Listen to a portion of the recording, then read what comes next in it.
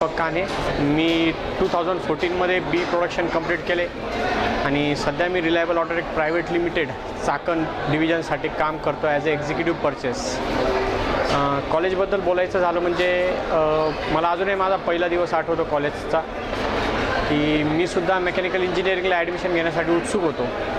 पण स्कोर लिमिट्समुळे मला प्रोडक्शनला ॲडमिशन घ्यायची जेव्हा वेळ आली आणि वडिलांना जेव्हा मी माझं ब्रोशर दाखवलं कॉलेजचं आणि त्याच्यावर वाचलं की नांदुरकर सर हे सुद्धा प्रोडक्शन इंजिनियरच आहे, तर वडील म्हणे कसला एवढा विचार करतो, प्रोडक्शन इंजिनिअरिंगला ॲडमिशन घे. आणि अशा प्रकारे माझा प्रोडक्शन इंजिनिअरिंगचा प्रवास चालू झाला. कॉलेजचं जे मॅनेजमेंट आहे ते अगदी सिनियर मॅनेजमेंट आहे.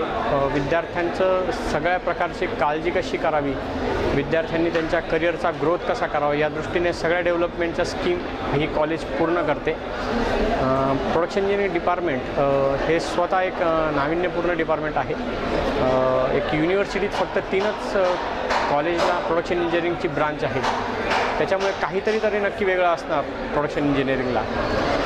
आणि स्टाफसुद्धा प्रोडक्शन इंजिनिअर खूप सिनियर आहे, डॉक्टरेट स्टाफ आहे, त्यामुळे जे काय मार्गदर्शन त्यांच्याकडून मिळतं ते नक्कीच मुलांच्या भवितव्यासाठी अगदी सुंदर असतं. आणि मला सगळ्यांना बेस्ट ऑफ लक, इन्स्टिट्यूटला सुद्धा बेस्ट ऑफ लक त्यांच्या करिअरसाठी. थँक्यू.